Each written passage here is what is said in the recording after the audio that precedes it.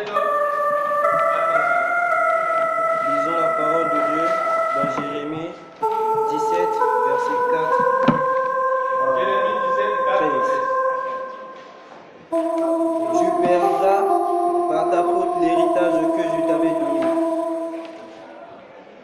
Je t'asservirai à ton ennemi dans un pays que tu ne connais pas, car vous avez allumé le feu de ma colère, et il brûlera toujours. Ainsi parle l'Éternel. Maudit soit l'homme qui se confie dans l'homme, qui prend la chair pour son appui, et qui détourne son cœur de l'Éternel. Et il est comme un misérable dans le désert, et il ne voit point arriver le bonheur.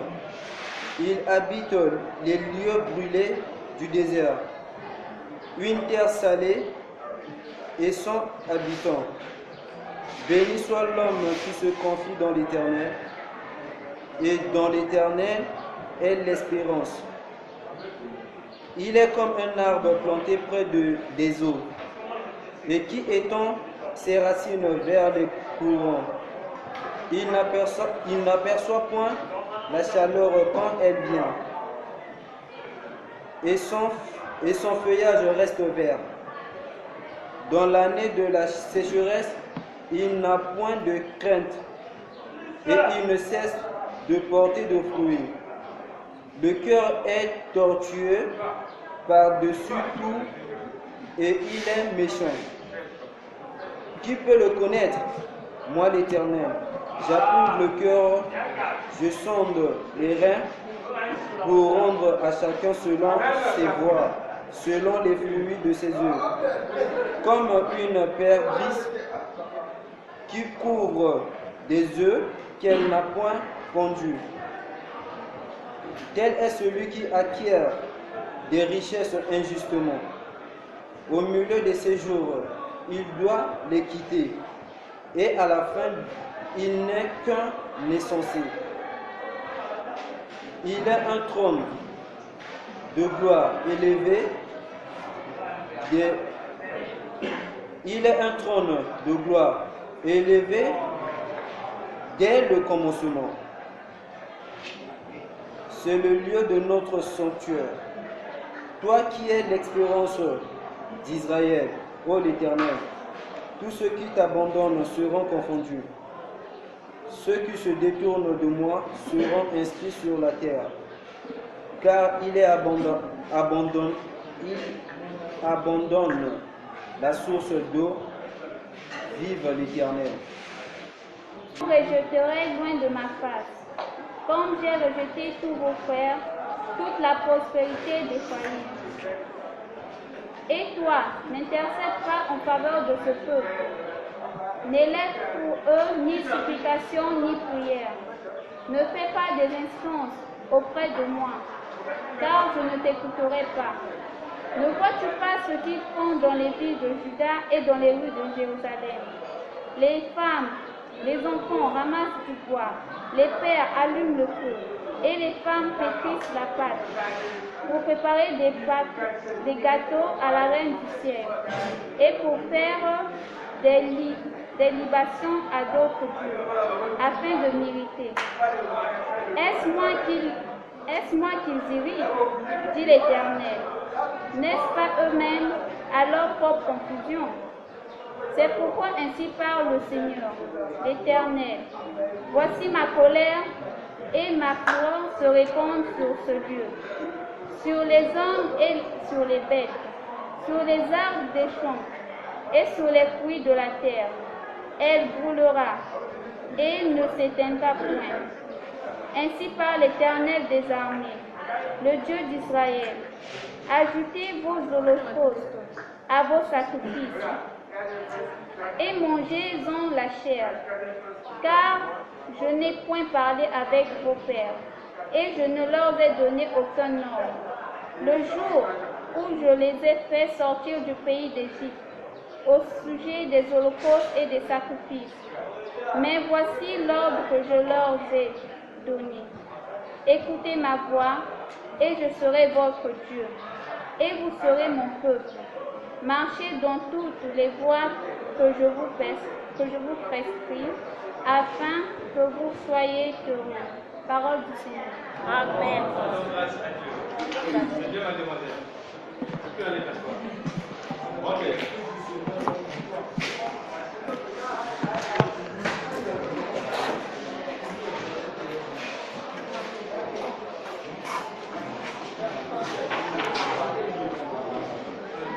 Alors, nous venons d'écouter deux lectures du jour. L'ensemble porte le nom « La lecture du jour ». Mais on peut mettre S ici, puisque nous avons L1 et L2. Biatimbi, lève-toi. Qu'est-ce que tu as retenu de la lecture que tu as faite? Tu as retenu quoi? Et tiens, tu parles ici, là, enregistré. Dis, qu'est-ce que tu as retenu? J'ai retenu ce que Dieu a dit à ses peuples par rapport à leurs défauts, leurs fautes qu'ils ont commis. Et Dieu les a parlé à propos de ça. À propos de leurs fautes qu'ils ont leurs commis. fautes qu'ils ont commises. C'est ce que tu as retenu. Ok. La deuxième lecture a été lue par Mixon. Et toi aussi. Dis-nous ce que tu as retenu de la lecture que tu as faite. Et aussi, bien sûr, que ce que l'autre aussi a fait. Sur ma lecture, j'ai retenu que le Seigneur nous demande de vivre selon ses commandements afin que nous soyons heureux. Afin que nous soyons Heureux. de vivre d'après ses commandements. C'est tout? Oui. Voilà. C'est bien. Maintenant, je demande à l'ensemble de la classe, les élèves, vous qui avez suivi ce que vos collègues viennent de faire. Première lecture, Jérémie 17, 4 à 13. Qui veut réagir? Qui veut dire quelque chose? Qui a retenu quelque chose en ce qui concerne la première lecture?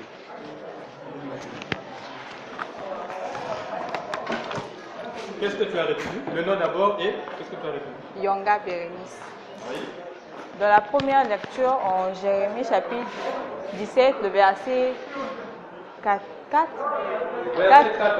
à 13. Donc là-bas, on montre un peu l'importance de mettre sa confiance en Dieu. Donc, vu que nous sommes en classe d'examen, c'est vrai que c'est notre préoccupation, mais la première des choses à faire, c'est de mettre d'abord Dieu en premier. Maintenant, Dieu en premier dans notre vie, et le reste nous sera ajouté. Et ça nous a montré également le rôle de notre cœur. On a dit que le cœur est traître, personne ne peut le connaître, seul Dieu. Donc ça serait un peu stupide de faire confiance en son cœur que de faire confiance en Dieu. C'est ce que j'ai retenu. Ça c'est quelle lecture? Première lecture. Première lecture, c'est bien. Qui encore veut réagir dans la classe? Première lecture. Qui a retenu quelque chose? On ne fait pas comme ça. On lève comme ça là. Hein? Voilà, vas-y.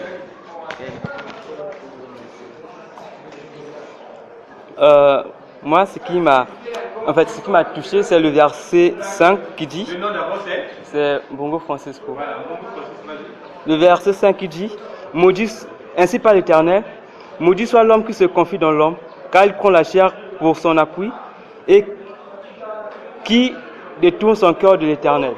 Et qui là? Détourne son cœur de l'Éternel. Voilà. Maudit soit celui qui met sa confiance dans l'homme. C'est tout. Mais lorsqu'on dit qui a retenu, on ne lit plus. Non, en fait, j'aimerais développer quoi. Laisse la Bible.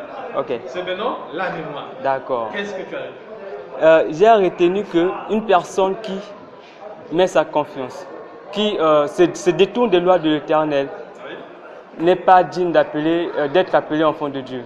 Parce qu'il ne pratique pas ce que Dieu lui commande de faire, quoi. Donc, il sera maudit. Il sera Maudit.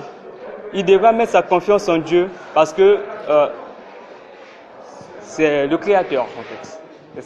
C'est ça que j'ai arrêté. C'est bien. Nous avons compris. Tu as retenu, c'est très bien.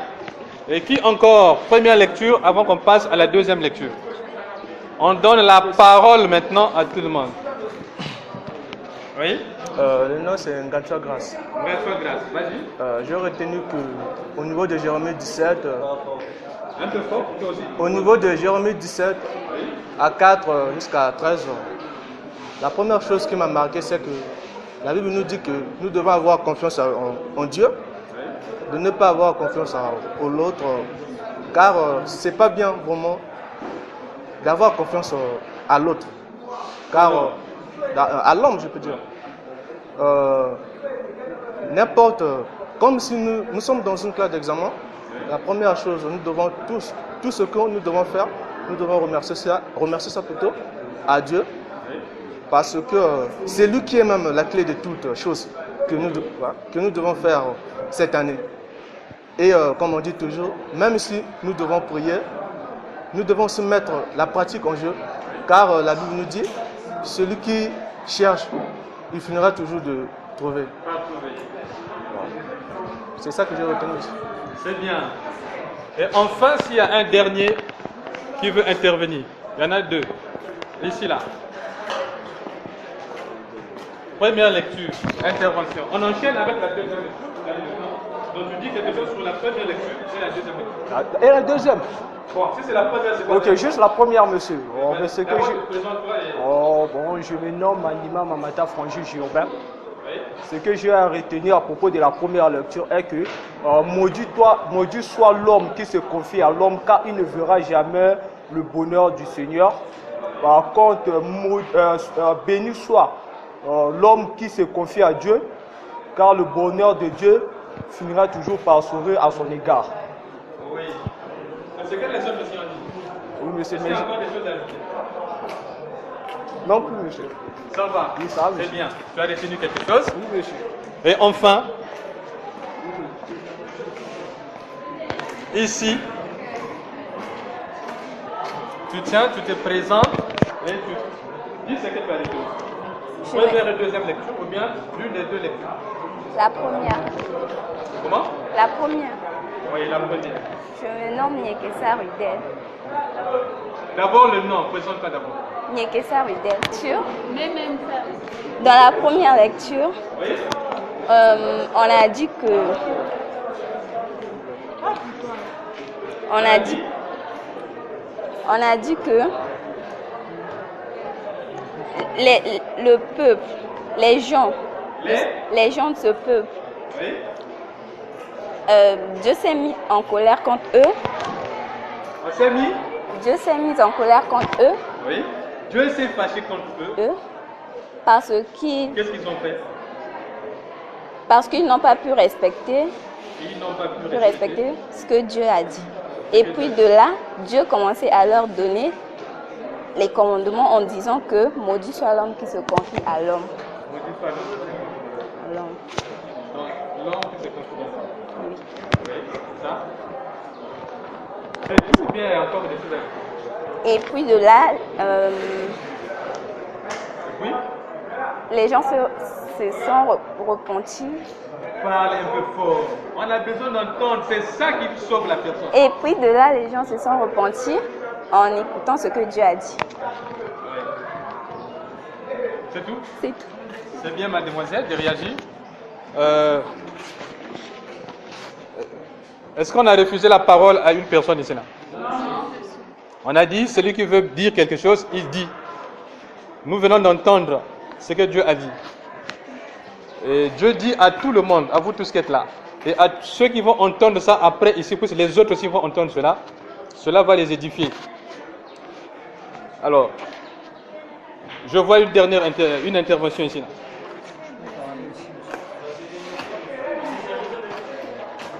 Tu te présentes et tu nous dis ce que tu as retenu. On m'appelle Makiona Maxime. Oui. Dans la deuxième lecture, j'ai retenu que Dieu punit le peuple parce que Ce peuple fait des sacrifices et adore d'autres dieux. Le peuple fait des sacrifices Et adore d'autres dieux différents que lui. Donc pour cela, il refuse à son serviteur de plaider pour leur cause, de prier pour eux afin qu'ils soient pardonnés. afin qu'ils ne soient pas pardonnés. Dieu refuse que quelqu'un intervienne pour eux. Est-ce qu'il y a encore des choses à ajouter ou bien c'est tout? C'est tout. Voilà. Nous venons d'entendre ce que votre collègue a dit. Alors, mais qui n'a pas parlé? Si vous avez déjà parlé, c'est déjà bien. Et maintenant, les deux lectures, puisqu'on n'a pas beaucoup de temps. Deux lectures. Deuxième lecture, effectivement. Bien. Quelle lecture? Deuxième. Voilà, vas-y. Je voulais juste ajouter ce que le frère vient de dire. Dieu s'énerve contre ces peuples qui se sont détournés de sa face.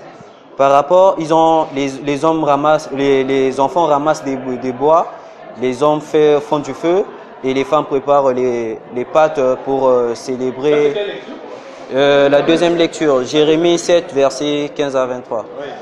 Donc les enfants ramassent du bois, les hommes font du feu et les femmes arrangent les pâtes pour célébrer la reine du ciel. Dieu s'énerve, faire le sacrifice aux reines du ciel. Dieu se fâche contre ça parce que ces peuples se sont détournés de sa face. Ils adorent maintenant, on peut dire les idoles. Ils adorent les idoles. Dieu s'énerve contre ça. Ça ne plaît pas à Dieu. Ce qui veut dire les enfants de Dieu ne peuvent pas prier les autres dieux que Dieu. Le Dieu avec grand D.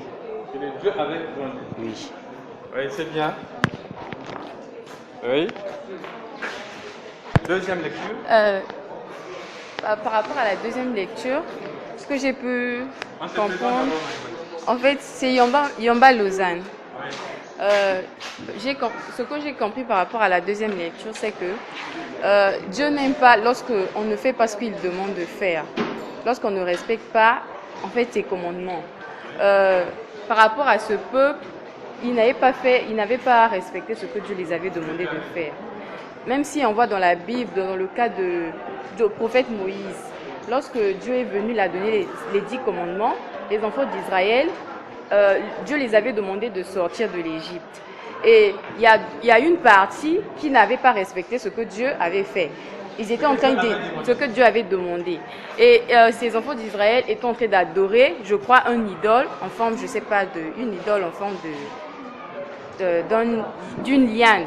Et puis le Seigneur était fâché. Il a demandé à son prophète Moïse, moi j'ai demandé de dire mes commandements aux enfants d'Israël, mais ils n'ont pas respecté ce que je demandais. Donc, s'il faut comprendre par rapport à ce verset, en général, Dieu n'aime pas lorsqu'on ne respecte pas ce qu'il demande. On ne respecte pas ce qu'il dit.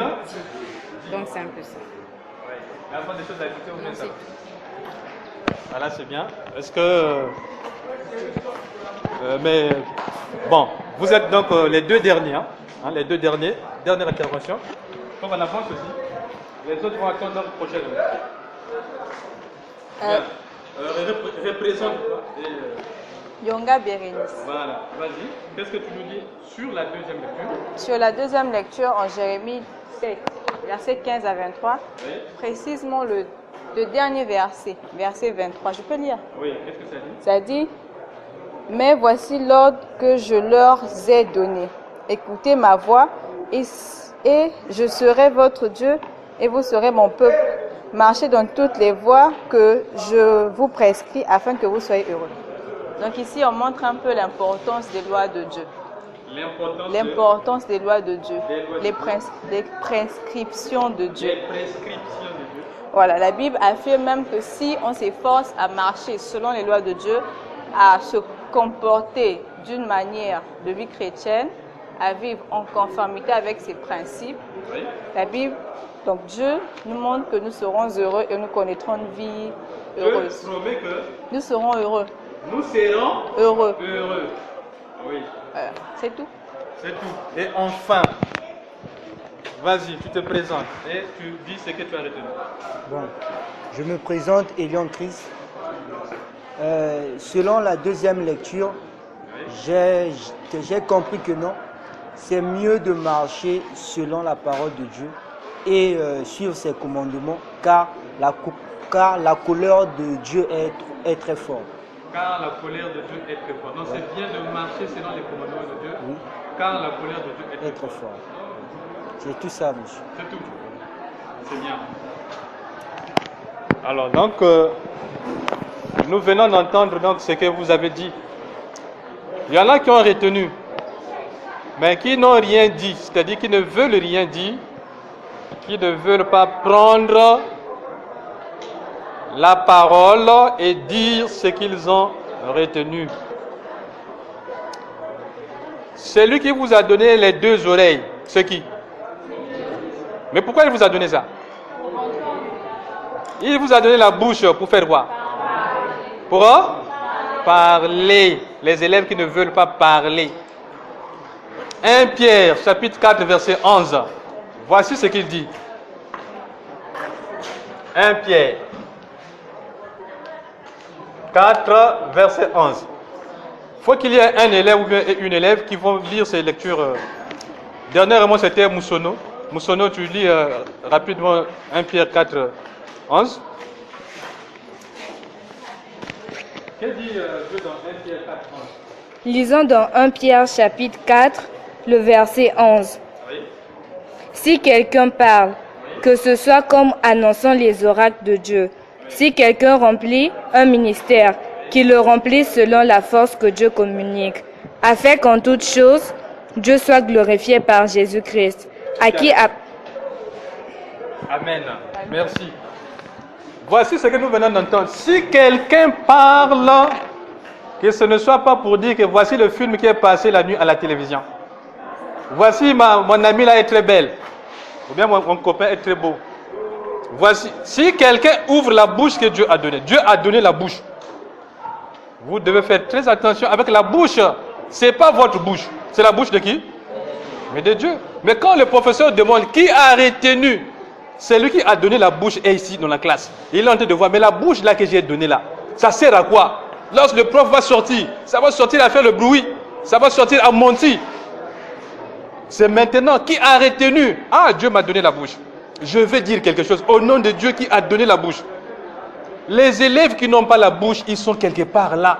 Ils sont en train de prier. Dieu, si tu me donnais seulement la bouche, je te dis la vérité. Tous les jours, je vais prier. Tous les jours, je vais faire ce que tu veux. Ça, ce sont les gens qui ne peuvent plus parler. Les gens qui n'entendent plus. Dieu, si j'entends ta parole, tu verras ce que je veux faire. Mais à toi qui es là, Dieu t'a donné les oreilles, la bouche. Qu'est-ce que tu as retenu? Je suis là. Ah, si je parle, ah, les autres vont se moquer de moi. Ah, si je parle, ah, je peux faire des fautes. Non. La prochaine fois, je voudrais que chacun de vous puisse réagir. Cela est très important. Si quelqu'un parle, que cela soit pour dire quelque chose qui va sauver l'autre. Quand tu as dit quelque chose, est-ce que l'autre est sauvé? Il n'est pas sauvé. Parce que ce que tu as dit ne peut pas le sauver. C'est un mensonge. Ou bien pour le faire rire. Alors, 1 Pierre 4, 11 est très clair. Maintenant, pourquoi est-ce que Dieu nous a donné Jérémie 17 et Jérémie 7? Dans la première lecture, nous entendons que malheur à celui qui met sa confiance dans l'homme. C'est bien ça la première lecture. Voilà, c'est ce que nous avons entendu. Pourquoi cela est donné aux élèves? Notamment à vous ici. Qui peut me dire pourquoi? Oui? Pourquoi Dieu donne ça dans votre classe aujourd'hui? Dans la vie courante, surtout en classe d'examen, oui? Les élèves ont toujours le langage. Le voisin est mon berger, je ne manquerai de rien. Le voisin peut me donner la réponse et je serai admis. Donc, en quelque sorte, il met sa confiance parfois à la personne qu'il ne connaît même pas. Oui. Et il oublie même que Dieu est là, il peut l'aider. Donc, l'importance de ces versets-là nous montre que la première personne à qui nous devons faire confiance, oui, c'est d'abord Dieu. C'est d'abord Dieu. Et c'est lui qui nous montrera la bonne voie. Il peut nous aider à réussir dans la vie. C'est bien. Nous entendons toutes ces choses-là pour voir quelle est la sagesse que Dieu a mis en vous, qu'il vous a donnée. Oui. Pourquoi est-ce qu'il a donné ces deux lectures-là dans votre classe ici? Et malheur à celui qui met sa confiance dans l'homme. Pourquoi? Il a donné ces deux lectures parce que il y a des gens, pendant que nous faisons l'examen, oui, qui comptent sur autre chose pour dire que non, si je fais ça, je vais utiliser aller par exemple chez les féticheurs, des choses comme ça, pour l'examen. Tandis que c'est Dieu seul qui peut nous donner l'examen, on doit compter sur lui pour bien passer notre examen. Voilà. Votre collègue dit que effectivement, il y a des élèves qui ne lisent pas les leçons, qui ne travaillent pas, mais qui se disent que je peux aller voir un féticheur, il va faire quelque chose que nous connaissons et je serai parmi les admis. Oui? Oui, monsieur. Quant à moi, au fait, les deux lectures là m'ont vraiment touché aujourd'hui. Oui. Parce que si on est dans classe d'examen, Dieu nous a dirigés aujourd'hui dans Jérémie, les deux lectures. C'est que la première lecture, Dieu nous a dit malheur à celui qui confie à l'homme. Aujourd'hui, tu peux faire l'examen, tu te dis que non, tes parents vont voir un oncle qui travaille à la DEC ou bien quoi. Je vais voir celui-là qui va, même si je ne travaille pas à l'école, je vais toujours avoir mon examen. Mais Dieu a dit malheur à celui qui se confie à l'homme. Peut-être le jour J, il va pas aller même se composer. Parfois, il peut aller faire des grimaces dans les salles d'examen, mais il va encore échouer. Et Dieu dit dans la deuxième lecture que, bon, il a parlé par rapport à sa colère quand on se détourne de sa face. C'est par rapport à nous. Si on veut être avec Dieu, il faut vraiment mettre sa parole en pratique et prier vraiment. Ne priez pas les idoles. Par exemple, il y a des élèves aujourd'hui qui peuvent dire que non, moi je compte sur le féticheur, celui-là, il peut faire la magie pour avoir l'examen. Dieu s'énerve contre ces genres de choses. Et vraiment, cela m'a vraiment touché aujourd'hui. C'est bien, comme intervention, on a entendu. Pourquoi est-ce que Dieu a donné ça ici? On est d'abord là. Monsieur, pour moi, en général, je peux dire que Dieu a donné cette parole parce qu'il y a certaines personnes, lorsqu'ils ont des problèmes, au lieu de faire face, de regarder, d'aller vers Dieu, de pouvoir se confier à Dieu, mais plutôt, ils préfèrent se confier à l'homme, raconter tout, dire tous les problèmes qu'ils ont à l'homme, au lieu de regarder Dieu, de l'appeler afin qu'il agisse dans leur vie. Voilà, nous venons d'entendre cela. Et ici nous avons remarqué que la plupart des élèves ont tendance à se confier aux choses éphémères, les fuites par exemple. Les fuites? Les fuites, faire des bombes et aux voisins. Alors que ce n'est pas ça. La vraie façon de réussir, c'est par la parole de Dieu, écouter ce que Dieu nous dit, et aussi en lisant. Si nous faisons ces deux choses, nous pouvons réussir. Mais en se confiant à ces choses éphémères, ça peut que nous ruiner. Et à la fin, on sera bloqué. Voilà pourquoi Dieu nous a envoyé ça. Voilà pourquoi Dieu nous a donné ça. C'est bien, ces interventions de ce que vos collègues, les élèves viennent de dire. On dit que la crainte de l'Éternel est le commencement de la sagesse. Il n'y a pas de hasard. Si Dieu a donné Jérémie 17, Jérémie 7, ici ce matin, c'est ce que je viens d'entendre les élèves qui viennent d'intervenir. Il n'y a pas de hasard. Je vous tire les oreilles qu'il n'y a pas de hasard, que Dieu donne cela à dessein, que ce qui va arriver dépend de ce que vous venez d'entendre. Que même votre réussite cette année dépend de ce que vous venez d'entendre. Que malheur, déjà il y a des élèves qui ont déjà suivi ce chemin-là.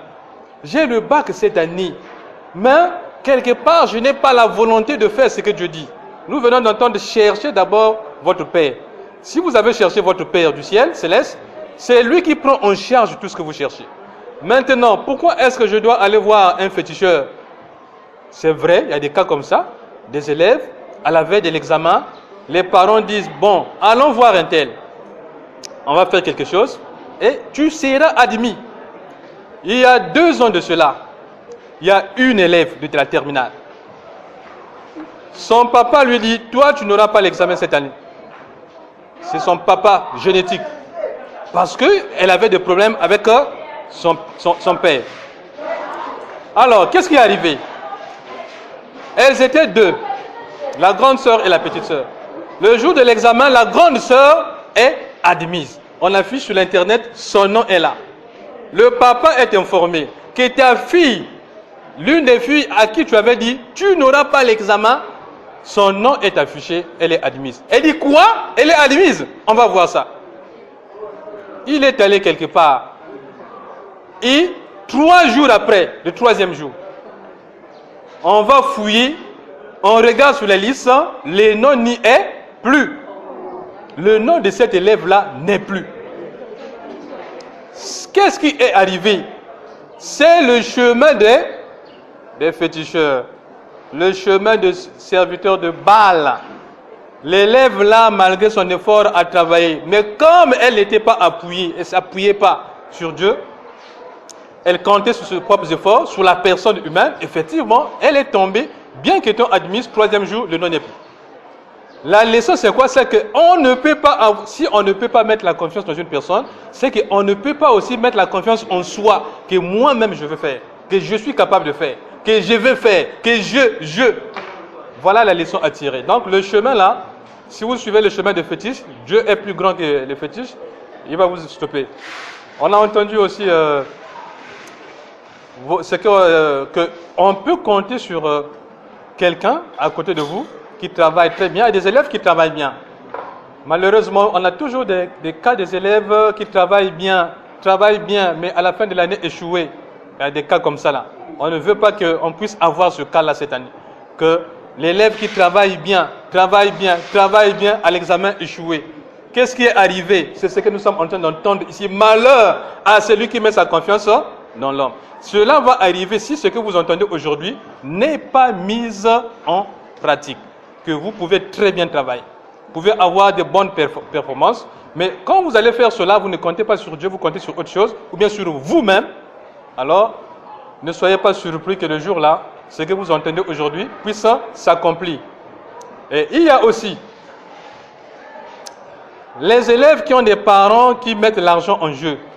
C'est des cas très fréquents.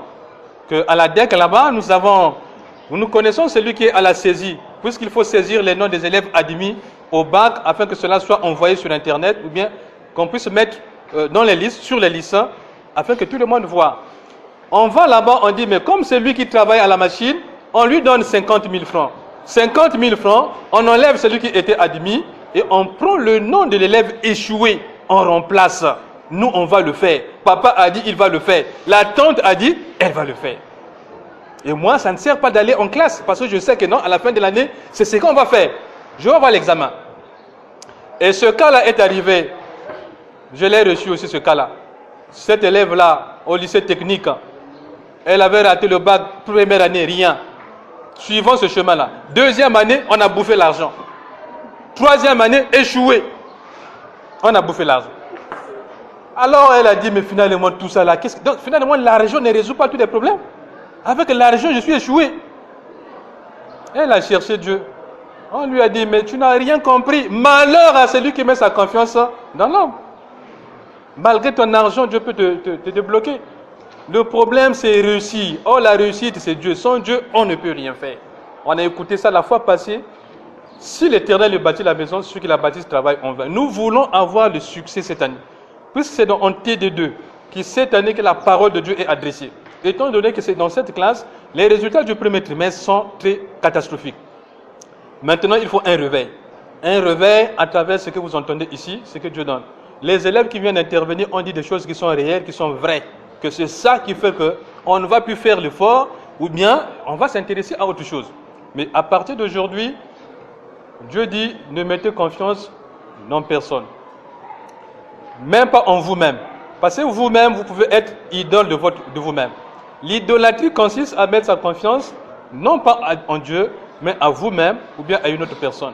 Quand vous avez trop confiance en vous que je suis capable, c'est une idolâtrie, vous négligez Dieu. Dieu dit, tu verras ce qui va arriver. Pour avoir le succès cette année, si Dieu donne ça, c'est dans le but de sauver et non dans le but de vous perdre. C'est dans le but que cette année, que tout le monde dise que oui, Dieu a travaillé, je suis admis.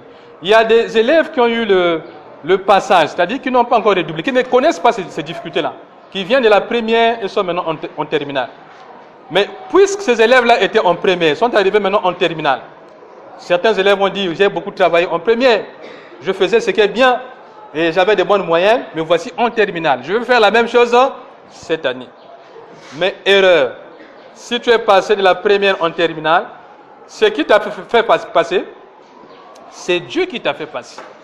Même si tu ne pries pas, il y a des élèves qui ne connaissent pas Dieu, rien, ce n'est pas son problème. Mais Dieu veille à ce que cet élève-là puisse passer en classe supérieure. Et ils sont ici, dans cette classe, ils sont passés en terminale. Ils vont affronter l'examen cette année. Or, il y a un temps pour toute chose. Il y a un temps où Dieu vous laisse dans l'ignorance, afin que vous puissiez faire ce que vous voulez. Il y a un temps maintenant, il ferme maintenant. Il dit c'est cette année maintenant. Il va fermer. Puisque vous avez entendu que celui qui a entendu est maintenant averti. Dans Ézéchiel 33, Dieu dit, si j'avertis, Ézéchiel chapitre 33, prenez ça et réfléchissez là-dessus sur ce que votre Père dit, le Créateur.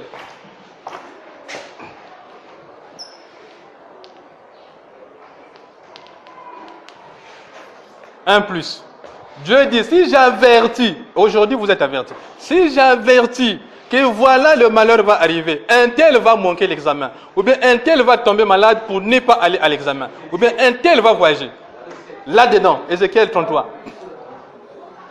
Un plus, vous commencez à 1 et vous descendez, vous allez entendre ce qu'il est en train de dire. Et cela est très grave. Il va le faire. Alors, si c'est le cas, à partir d'aujourd'hui, le chemin que nous sommes en train de suivre, ce n'est pas un chemin de l'échec. Ce n'est pas le chemin de l'échec. On ne peut pas prendre tout le temps que nous sommes en train de prendre en classe et que dans cette classe, je puisse voir à la fin de l'année un élève ou bien une élève qui manque l'examen. Cela veut dire que l'élève-là n'a pas accompli la volonté de Dieu. Marc 11, verset 24. Voilà ce qu'il faut faire. Un garçon ou une fille pour nous lire ce passage. Oui, Marc 11, verset 24. Dis-nous ça.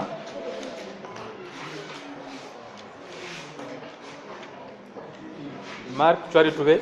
Oui. Voilà, chapitre 11, verset 24.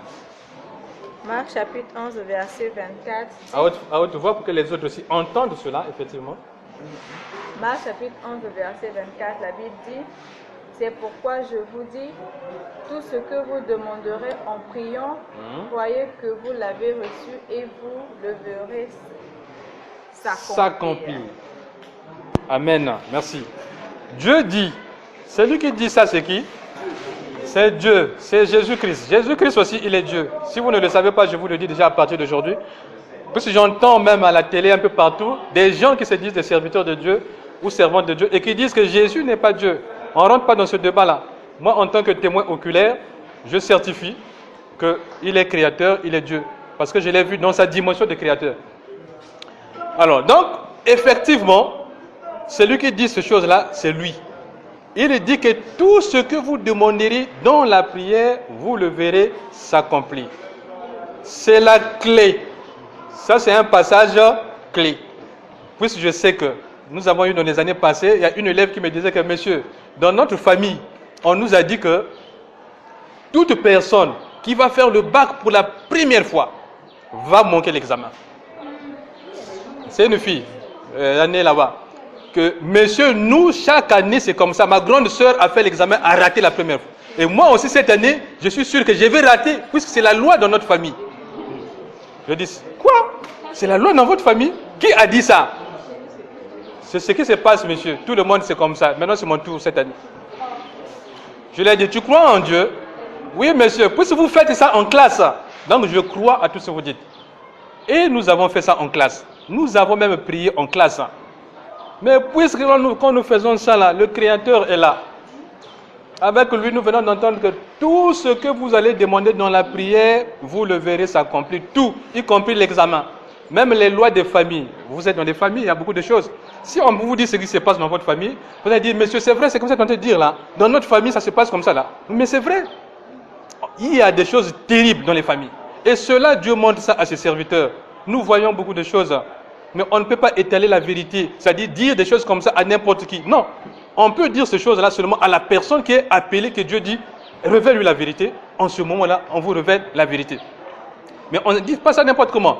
Alors l'élève là, dans la famille, toute la famille échouait en terminale, la première fois. Mais cette année-là, on a prié. Cet élève-là a eu le bac la première année. Donc la loi de la famille a fait quoi?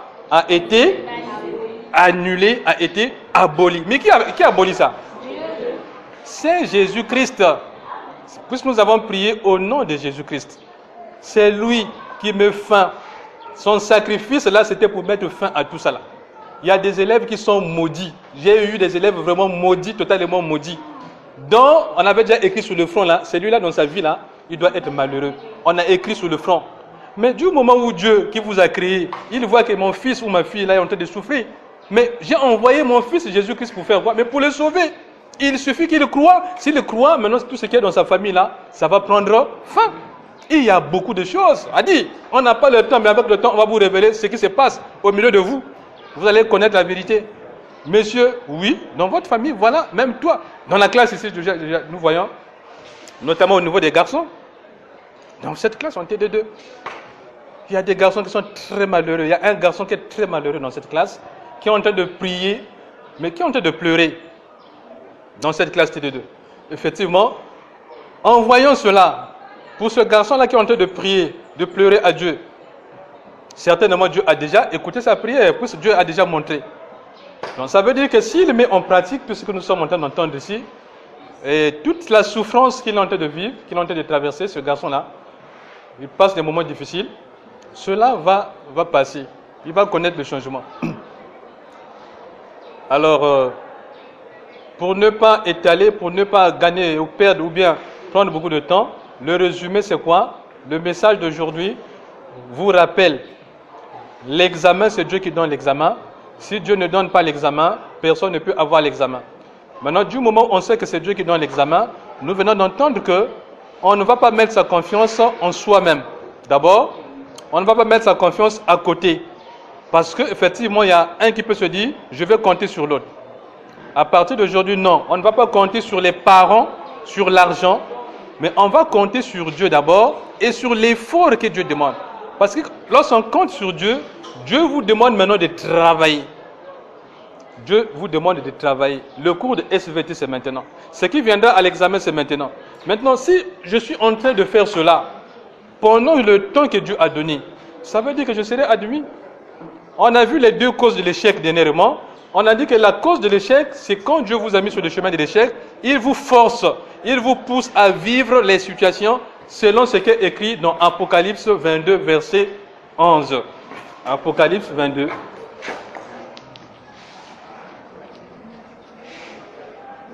Verset 11. Celui qui retrouve ça le premier, on lui donne, il va lire, on va entendre cela, nous tous, et cela va édifier tout le monde. Oui. Apocalypse 22, verset 11. Qu'est-il écrit?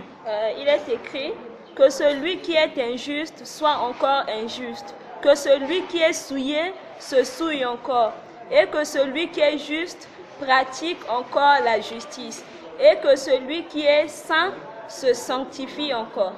Amen. Amen. C'est grave, ce que nous sommes en train d'entendre. Que celui qui est souillé se souille encore. C'est-à-dire quand Dieu a parlé une fois, vous n'avez pas fait attention, il vous laisse. Deuxième fois, vous n'avez pas fait attention, il vous laisse. La troisième fois, il a parlé, vous n'avez pas fait attention, il ferme maintenant.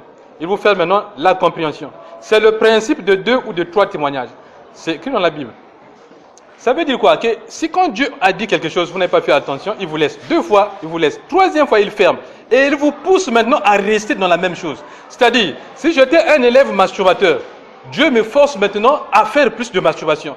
Il me force à aller plus faire des rapports sexuels. Il me force à courir derrière les femmes. Il me cherche à courir derrière l'argent. Parce que quand il a parlé 1 fois, 2 fois, 3 fois, je n'ai pas entendu, maintenant il multiplie maintenant les occasions de ce que j'aime. Comme j'aime beaucoup manger, il va maintenant mettre beaucoup de nourriture devant moi. De telle sorte que je continue à beaucoup manger et que je puisse négliger le chemin qui va me ramener vers Dieu.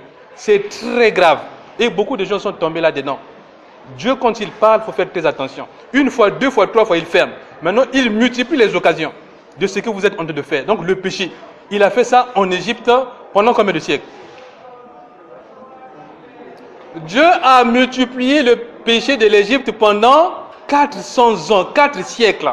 Il dit à Abraham, Abraham, mon peuple, tes fils, tes enfants vont aller souffrir en Égypte pendant 4 générations. Je vais multiplier le péché du pays d'Égypte pendant 400 ans. Comme ce sont des grands pécheurs, je vais encore multiplier. Donc je vais les pousser à faire plus de péchés. À la fin, je vais les punir.